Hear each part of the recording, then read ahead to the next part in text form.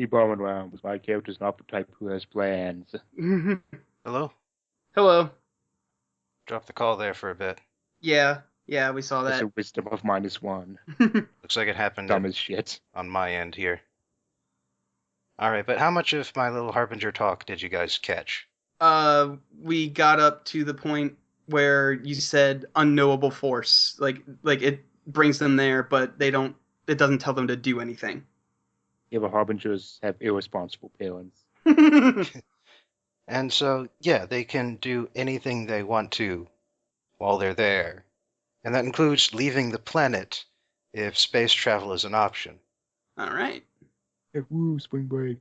And so, among spacefaring harbingers, there are occasionally meetings, and so they are aware that they aren't the only ones in existence that this has happened to.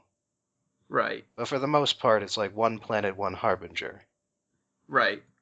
Which means that I came from Offworld, and Kalon, your overlord, did not. Huh. All right. That sounds like a good idea. I'll write that down. I am going to have so much fun trying to write this down more legibly later. I just wait for it to fill in ape. The idea is essentially that harbingers are sort of like a mix between Doctor Who and Quantum Leap. Okay. All right. So, as we said when you sort of disappeared, you've been hearing about the forest operation, but aside from that, you have free reign of what to do next. Well, let's set the scene at the place that we're meeting. All right. By the way, what's the sort of general technology level of this planet? Well, since we're going to go with space travel, I was going to have it be just general fantasy, but we'll say that this is sort of like a backwater planet where space travel is possible, but it is not very common. So this Okay. so this particular town doesn't have like any spaceports or harbors or anything. I was going to say it's not just because there's space elves around doesn't necessarily mean the planet has any sort of that technology. Yes, but I did want to clear that fact up. Right. Some of the bigger cities, like the really big cities, might have a way to go off world, but for the most part, space travel is not very common, and it is likely that any city sufficiently large enough to have space travel is probably already under the Overlord's command. So low technology. Yeah. So it's sort of like this was a world that was originally populated by any number of sapient races, and it just so happens to exist along the edge of a sort of explored zone. Right. The explored zone belonging to an entirely different planet light years away. Right. Which is probably why the Overlord figures this would be a good place to get started for galactic conquest. Right. High population base, low attention from any potential threats, Right. that sort of thing. Right. Probably thinks that's what he came here to do. Mm-hmm. Probably. So in any case, the fellowship begins when a harbinger walks into a bar, sees an elf wearing a oh god, what's his name? The guy who just flicks paint onto a Uh-huh. Yeah, we know who you're talking about. Pollock. Pollock. Yeah, there we go, Pollock. Pollock, Pollock, sorry. Pollock Couture. And he thinks to himself, hey, I know that elf. So I sidle up to the bar, sit next to him, order a rye on the rocks. All right, the human. We'll go with human since I don't want to say orc or whatever since people are still trying to join. The bartender hands you your drink. I take a sip. All right, it's all right. I turn to the guy sitting next to me and say, I remember you. Oh, you do? Yeah, 100 years back, maybe? I mean, I got the rounded ears here, but don't let that fool you. I've been around for a while myself. Hmm.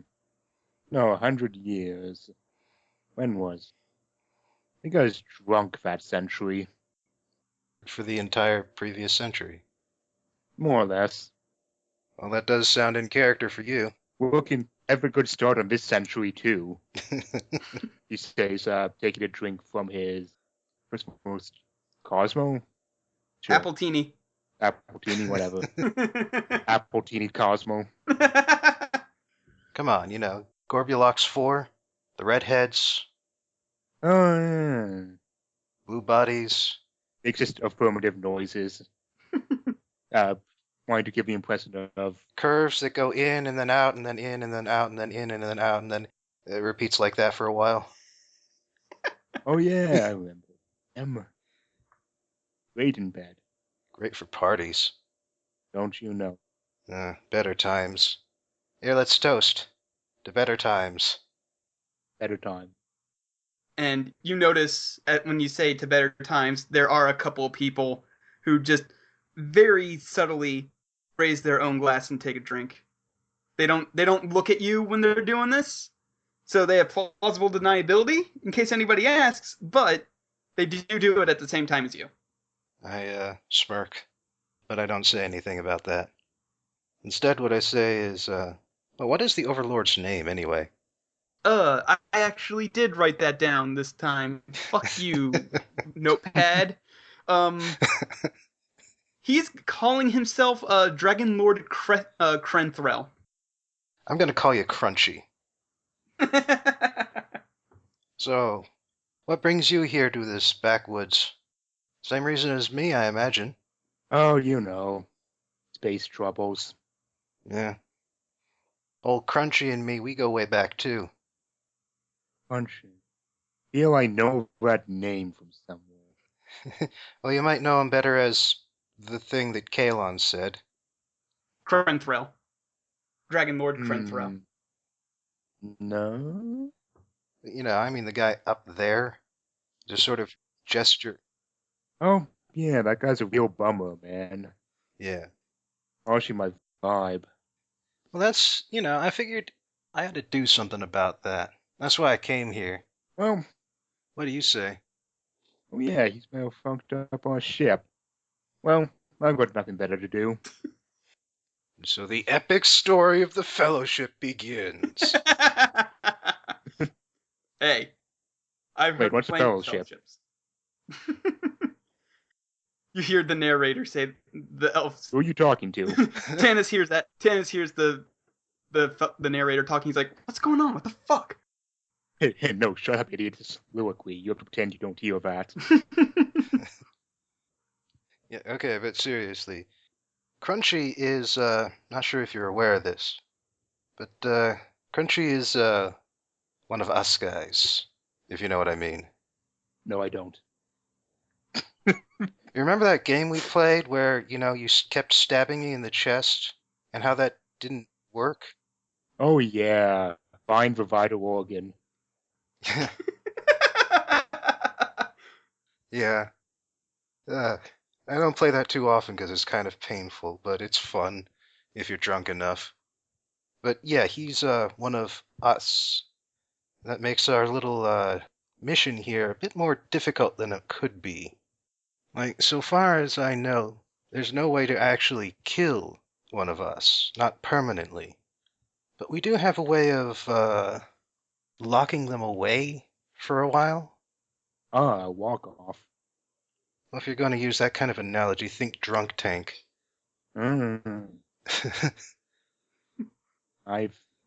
Yes, I am familiar with the. I know you are. It was a long car drive. Well, it was a long spaceship drive. Anyway, so yeah, we do have ways of restraining certain of our people when they go a little overboard, and I'd say Crunchy has definitely done that. It won't last forever, but it could last potentially for several centuries, and that's, enough to recover from any damage you might do. Nod. I don't know. Nods. Mm-hmm. Of course, bringing him to justice, so to speak. That's going to be hard if we can't even reach the guy. Plus, he's got that buddy of his. The chief general of his armies. What was his name again? Do you remember his name? And so. Enter That's it. General enter. Yeah, that sounds right. Yeah, we gotta do something about him, too. It's fucking regrettably more drunk. As you're talking, a couple of people have gotten up and walked out of the bar. It can just regress time to a point where we're stumbling out of a bar, leaning on each other's shoulders, drunkenly saying, I love you. And, or at least can I do that? Yeah, I don't get too drunk, because it's sort of, the whole Harbinger thing prevents me from going too far. Okay, I'll just get completely. Plus, I am somewhat more responsible than your character is. I'll just go ahead and get completely sloshed. All right. So, in the middle of your getting completely sloshed session. Oh, yes, and by I am more responsible, I mean, like, I set up an alarm on my, On your dog. Magitech tablet to go off if someone suspicious approached the bar. Well, I mean, it starts beeping at you as two humans and two of those Urukai-like things start walking in with the symbol of Kruthnel's regime on their armor. It's just basically a dragon with its wings spread. And they just sort of stand behind you and they just wait. Would you gentlemen like a drink? Depends. What's the toast to? Here, to my best friend here. Here, hug him with one arm. To our health. It's funny, because we heard that you put up a different toast not too long ago. That does sound like something he'd do. Well, what kind of a man goes to a bar and drinks only to one reason? The thing is, though, we heard the reason of the last toast you gave, and we decided we didn't like it very much. These times are as good as they get. Well, for some people, for other people not so much, but that's the way the world works, isn't it? Up for some, down for others. It's all in circles, you know, no matter where you go. The Urukai sort of nod, understanding this, and then the humans just give them this look, and they look back at you, and they're like, "You better decide to toast a little more carefully, otherwise, our next chat might not be so friendly." Well, I certainly hope that won't be the case. After all, the furniture in here looks rather stable. I imagine it would hurt if it wound up on my head. Yes, it would. They just sort of smirk and go sit at a table, and the two humans are looking directly at you and watching you. But the Urukai guys are just sort of just there to look impressive, pretty much. So, Dennis, what do you think? Now or find a better time? That was fine. All right. I pull out my tablet, tap out a few commands, and disintegrate one of the tables. Just disintegrate it. Which table? The one that they're sitting at, the one somebody else is sitting at, one nobody's sitting at? Let's roll for it. All right, go ahead and roll for it. By the way, I'm not making these guys use an online roller thing. I trust them. I'm going with the honor system. They're rolling real dice. That is your first mistake. Dice comes up 6. 6 means a table that nobody's sitting at. All right, so one of the tables just completely fucking disintegrates and just falls into a heap of ash, and three of them seem distracted, but one of the humans who was just sitting there watching you just gets up and starts drawing his sword. Okay. I then reach over the bar, grab a bottle, and just chuck it at a random thuggish-looking person. And when he looks up, I point to the soldiers and shrug my shoulders. Go ahead and roll, let's see. Great. keep them busy, which is a courage roll. Oh, that's fair enough. I got a +1 in courage. 7. 7. On a 7 to 9, you can only stall them for a short time, but they will retaliate against you when time is up. So you manage to, even though these people sort of are afraid of the guards and everything, a good old bar fight is just too tempting to overlook. To leave behind. Yeah, so the guy you threw it at, like, even though he kind of knows you probably threw it, he's just looking for an excuse, and he just rushes over and just punches the guy who's still sitting down, like, right in the back of the head, and all of a sudden the bar fight just erupts, and the guards there are just, since most of them are still sitting down, they're just having trouble trying to get to you. As the bar fight erupts around us, I grab Tanis by the arm, carefully navigate my way through, and just sort of whisper to him as we cross through, I figure if we're going to make a statement now, why do it ourselves? Fair enough. All right. And right as you're getting out of the bar, holding Tanis's hand, Arm. arm, yes, hand, because so romantic. Like right as you're reaching the door and are about to step out, a big fucking hairy hand grabs Tanis's shoulder and starts trying to pull him back in here. And you just hear this guttural language that you probably can't understand because these things, they can't speak common. It's just like, Okay, let's go my getaway. That'll be your cue. Yeah, I'm on. I have a +2 on Grace, so 7 + 2. 7 plus 2. So that's still 7 to 9. 9. Yeah, 7 to 9. I get to choose one, and you will probably also do something to me, but I get to choose one, plus I have my skill that whenever I roll a getaway, I get to choose another one. All right. So I I forget. get away quickly, avoiding any harm along the way, and I grab someone nearby and bring them with me. All right. Which I really don't have to tell you who I grab, do I? No. Yeah, I grab the hair. I grab taking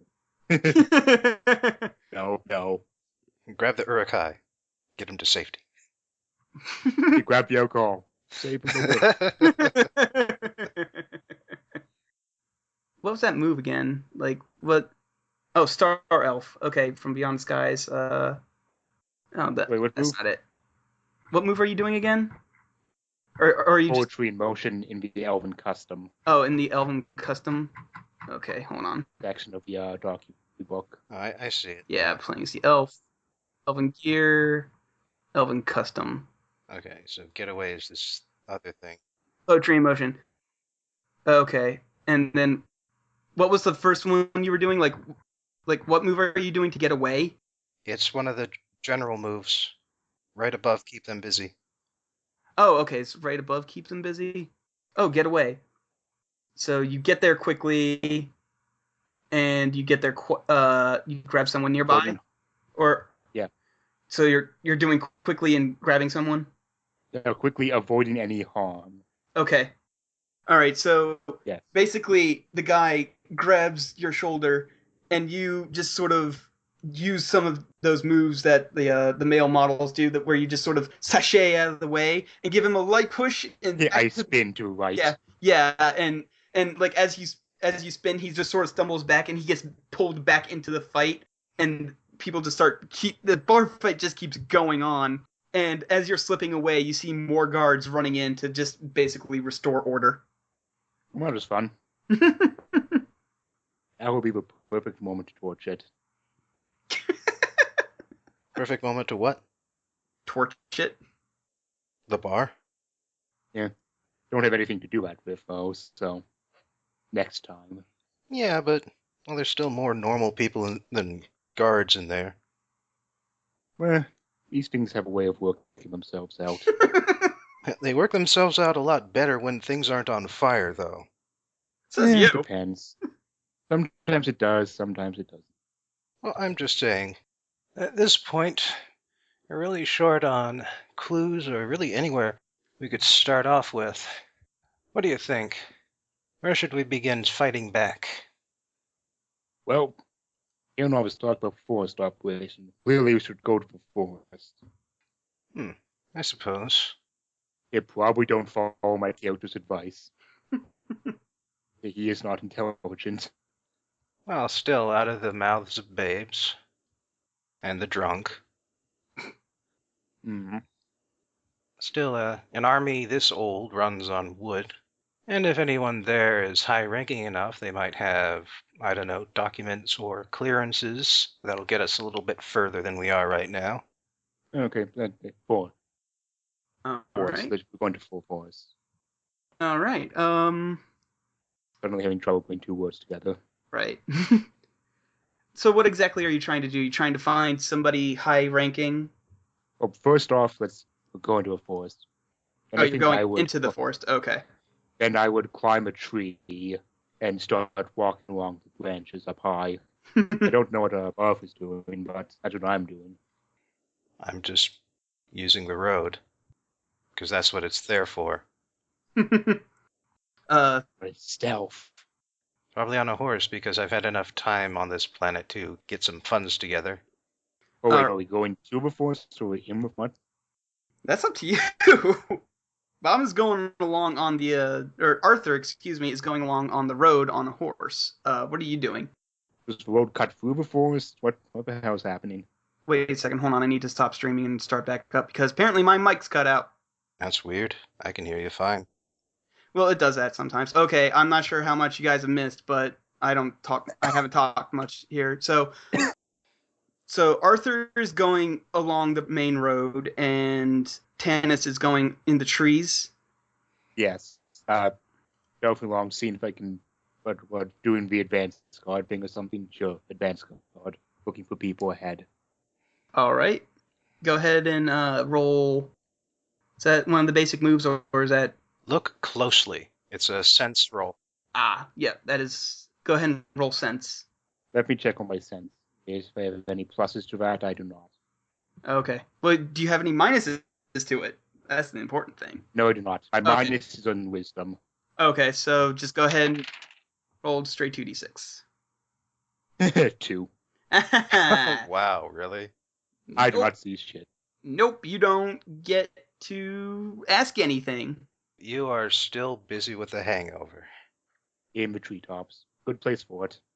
All right, well, since I don't trust Tanis to be a good scout because, I've binge drunk with him before, Probably wise.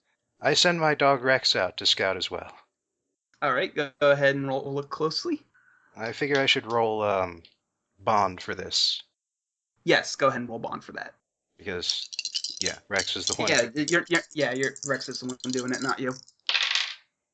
4. Wow. 4. Oh boy. Hey, Go at least I points. was twice as effective as you. Twice as effective of a complete failure is still a complete failure. As it turns out. All right, so It's not my fault. I'm neither not of as you. drunk as I normally am. A mile up the trail, I find Rex. Rex has gotten caught in a large, prickly bush, and I have to spend some time lasering him out of it. And speaking of which, we're gonna put the spotlight here on Tanis real quick. Tanis, as you're walking along the tops of the trees, While nursing your hangover.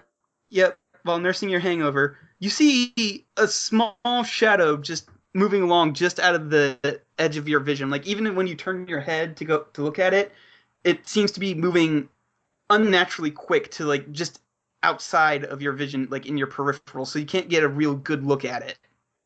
I shall sense magic. You've got a thing for that? Yeah, Like in D&D up in here. yeah. The elf thing. He's Elder Arts. Elder Arts. Yeah, of course, full D&D. Mm-hmm. So yeah, there is some magic going on there. And where exactly is it?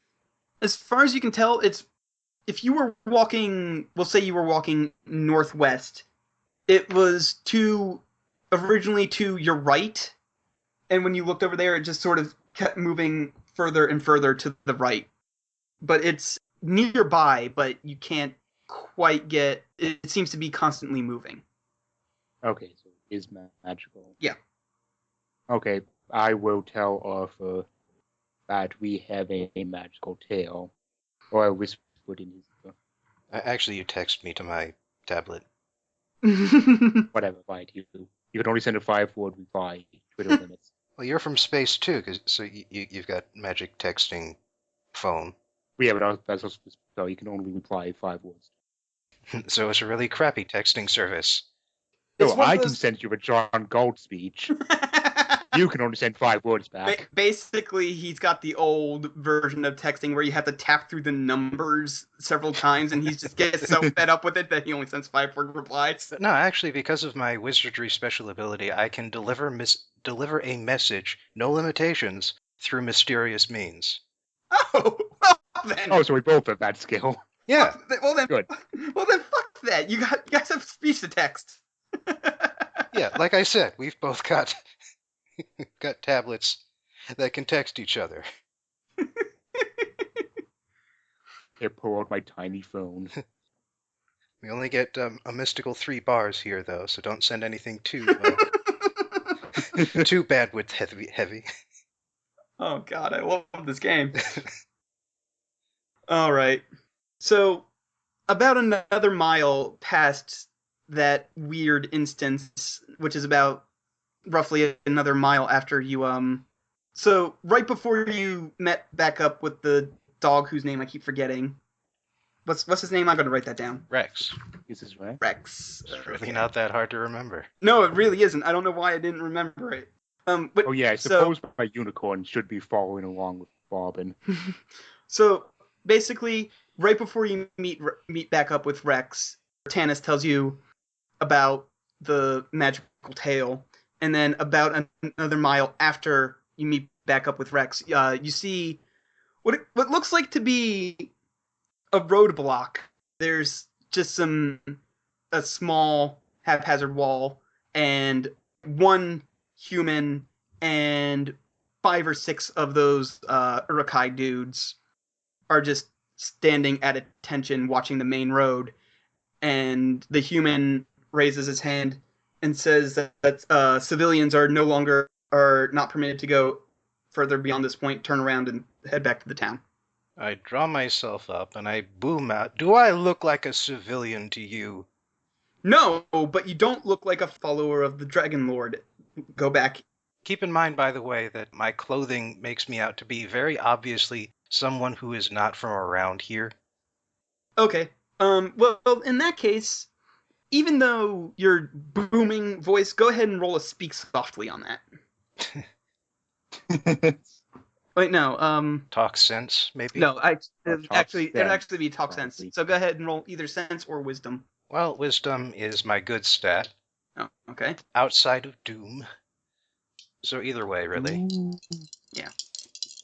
Well, that's going to be coming up next if this doesn't work. Ah, crap. How do you attack? How do I what? Attacking. What's the attack? Attacking is kind of weird. I actually asked the creator about this earlier. There is no real attack move because he thought that hack and slash and volley were useless things in Dungeon World. So basically, the whole thing about that is that you use combinations of other moves like keeping them busy and overcoming. Yeah, I imagine overcome is a pretty big... Yeah, overcome is a pretty big one. And then when you want to kill them or otherwise defeat them, you try and roll a finish them. And what do swords and ranged weapons for? Just describe what you want to do, and I will tell them if that is a keep them busy or overcome, essentially. Okay. Yeah, that's how you do it.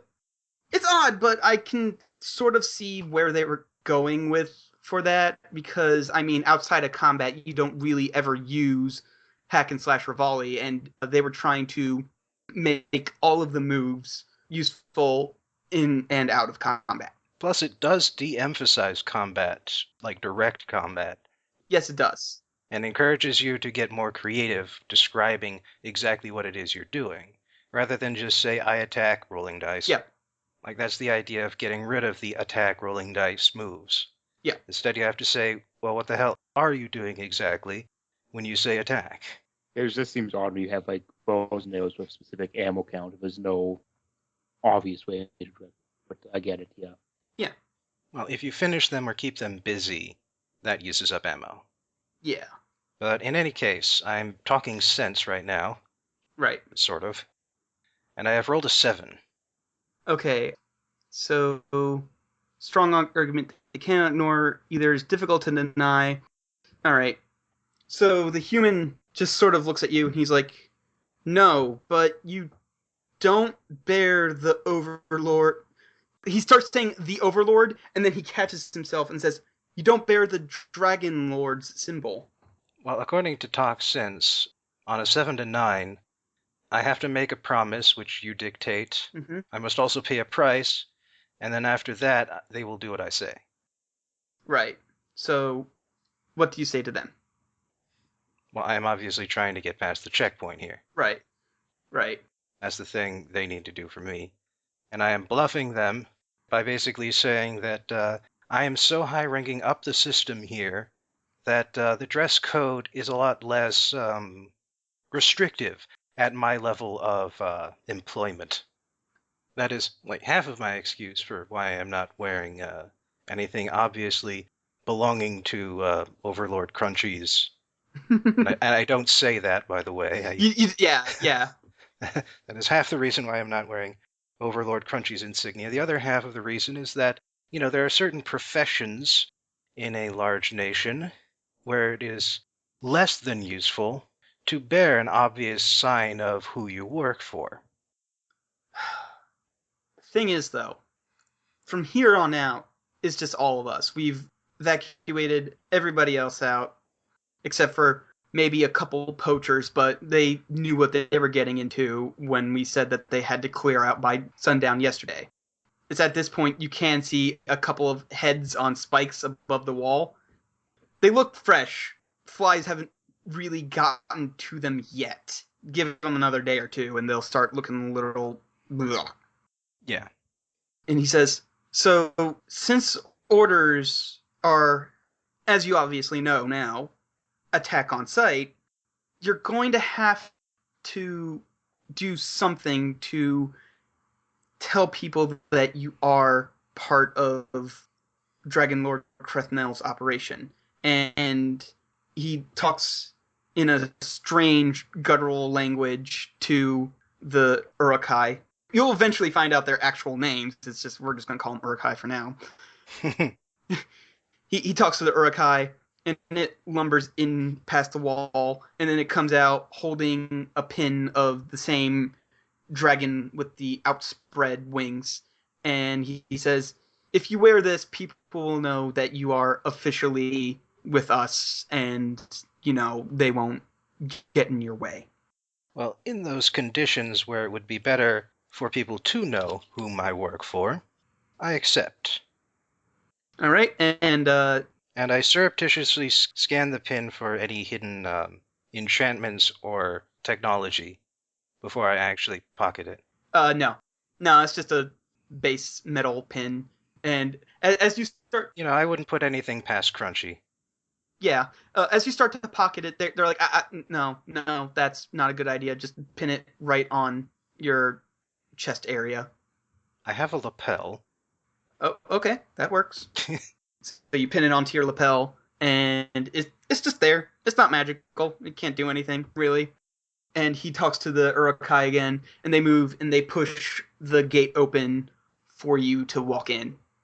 Appreciated, gents. All right. So that's how Arthur got past. How is Tanis going to get past this lookout/roadblock? Did you really notice me up in the trees? I mean, you're going to go ahead and roll... Grace? Yeah, we'll say Grace. To avoid attention.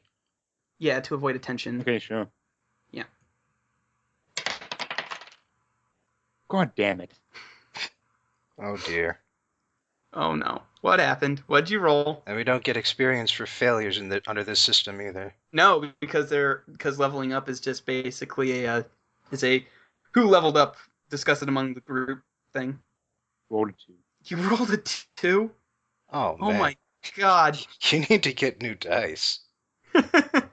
Seriously. So, as you're walking along the trees, you make way more noise than you thought, and you step wrong, and the branch cracks from underneath you, and you fall and you land flat on your ass. Your grace stat has been damaged, meaning from now on, until you can heal that up, your grace stat is in despair. So you have to roll 3d6 and take the lowest 2.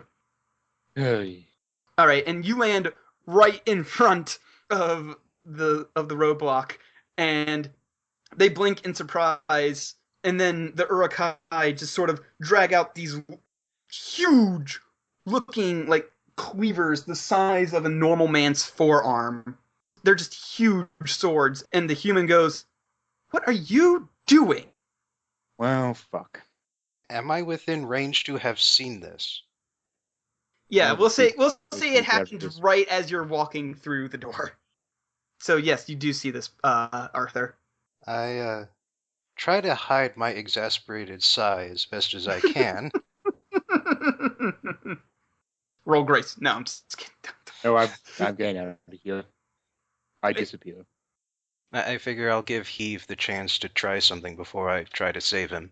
Oh, if he's trying to get away, then go ahead and roll get away.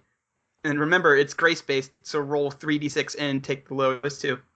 Just so think here. What? That's a good. Okay. Okay, I'm rolling 2d6 at a time. 2d6 here, Yes. so I'm re-rolling the highest result that I got. Okay. Okay. Okay. Okay, that's an 11. Even with despair? Yeah, I rolled a 5 and a 6. We rolled a 6. I rolled a 6 again. Damn! All right, so you get to choose. Just comes and goes with you, doesn't it? You get to choose 2 of them. And I would say that you probably. Actually, it gets to choose 3. Oh, you get. Actually, I get all of them. Oh, you get. Oh, that's right, because you have the thing. So get there quickly, quietly, and you grab someone nearby. Although I don't think you want to do that, considering Arthur managed to get in. You don't want to incriminate me here. So, Yeah, that's fine. You can just grab him, folding him on the way out. grab the unicorn, maybe. He might be playing too much. That unicorn. Yeah, grab the unicorn. In fact, that could be how you get away, is that you just go, hang on, jump on the unicorn. The unicorn, yeah, the unicorn comes running by, and you just leap on it and just ride off. And like the human is just honestly flat out stunned at this display. Meanwhile, the Urukai, they see corn and they just look sick to their stomach. Like they just. I shout back to them, stay here, boys, I'll take care of this, and I go, hi, and gallop my horse after him. All right. And as you ride away, you can hear the human say, "This is a very odd day." All right. So eventually, you meet back up with Tanis. See, everything was perfect, just like me. Yeah. And that's all I say on the matter. So what do you want to do now? Now that only half of you can get in. And Because Bobbin still has that right. pin. He can still get in. He managed to get in. Well, technically, both of us are in, because I assume he, ran through the open gate. Oh, okay. That, yeah, all right.